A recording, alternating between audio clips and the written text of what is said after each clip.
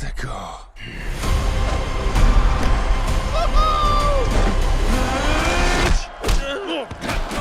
Oh my, okay.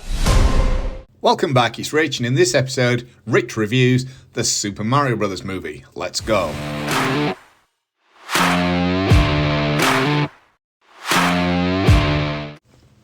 Welcome back to Rich Reviews, no nonsense movie chat from the UK. If you like what you see today, don't forget to check out my other videos. Feel free to like, subscribe, and share your thoughts in the comments below. So the Super Mario Bros. Movie. Finally, Nintendo sees the light and decides to make a film based on their most famous property and character, who's apparently now more well-known worldwide than Mickey Mouse, some say.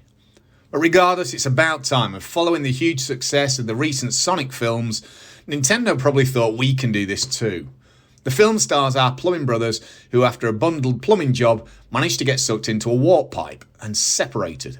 Luigi's sent to the Darklands, controlled by Bowser. Mario's sent to the Mushroom Kingdom, where he meets Toad. Together, Mario and Toad seek Princess Peach, who's at war with Bowser. Mario offers to help the princess and thus save Luigi too. So the casting of Chris Pratt as our main hero, Mario. This was first met with some strong criticism due to later games having some vocal quips like the famous "It's a me, Mario" and "Let's go" phrases that are kind of scattered around the games. Chris Pratt, while a super actor and more than capable of a stellar performance, such as, Peter Quill Star-Lord in Guardians of the Galaxy, after all, it doesn't sound anything like somebody you'd place to voice Mario. But it works, and soon into the film, all thoughts of this completely vanish. He's more than fit for the role, and it works a treat. Anna Taylor-Joy does a great role of the super sassy and headstrong Princess Peach, and then Charlie Day gives an equally strong performance as Luigi too. Likewise, you get Seth Rogen as Donkey Kong, and even Jack Black as Bowser. This was a major move for Nintendo. This has to work, as this property is worth so much to them. Not just as a major worldwide character, with the games having millions of beloved fans, but the revenues from this series of the game titles alone must be staggering.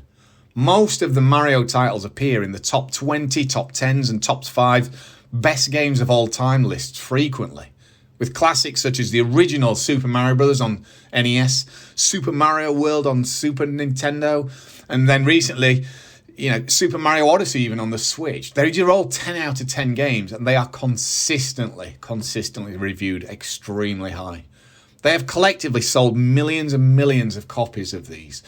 And there's been points where it's said that some years ago, 2 out of 3 homes in America had some kind of Mario game in their home.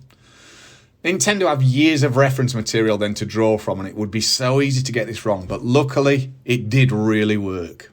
So what worked in this? Well, you've got to remember, this is a kids' film first and foremost. Make no mistake about it. But then also, because of things in the film, it is clearly a massive, massive nod to the fans. They really must have enjoyed making this. People in between those categories might find this just an average animated movie. Fairly fun, but nothing fancy. But to the fans, it's an absolute pristine example of playing to the right audience in so many ways.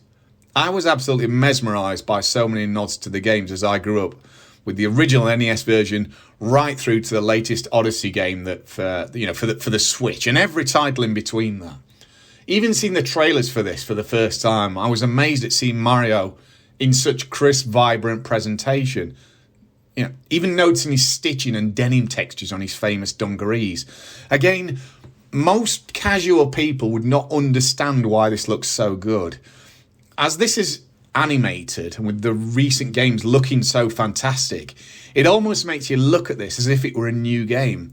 But yet it's so far more advanced than even those new games, as if it were on some new Mega Super Ultra Nintendo 64U Switch Wii DS Famicom console. Make no mistake, and I've been in this industry of the video games for around 45 years. Trust me when I say we are still a way off the games looking this good. This doesn't look like a game, even though it is like a game.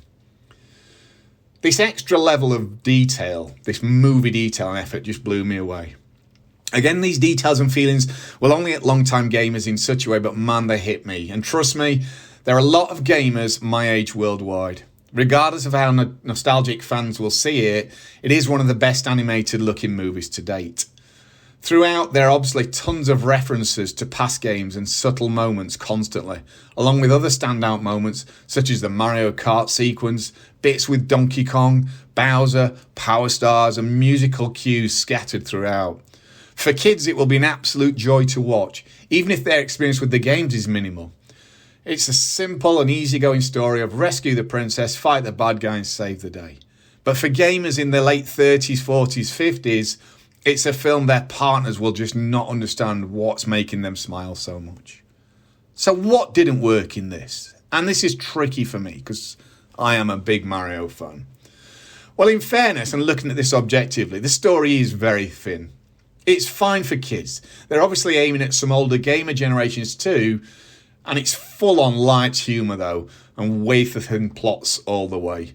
It's just quips and clumsy jokes and tropes all day long, with nothing to satisfy adults who are not so game familiar. The soundtrack too was a mixed bag of pure nostalgia and great new scores blended with classic Mario, but then random 80s and 90s tracks that you probably won't appeal to your kids, or the gamers, or even the casual adults either. You've got such delights as Bonnie Tyler's Holding Out for a Hero, or Beastie Boys' No Sleep Till Brooklyn inside a Mario film of all places. So the final thoughts, I'm going to give this one a 4 out of 5. It would be an absolute clear 5 out of 5 for me all day, but I do sit in a minority crowd, so being realistic and looking at this more objectively, the average parent taking their kids will probably say, yeah, it was okay, but then focus on how their kids enjoyed it rather than themselves. So what would you do with this one? Would you take a mate, take a date, or stay up late?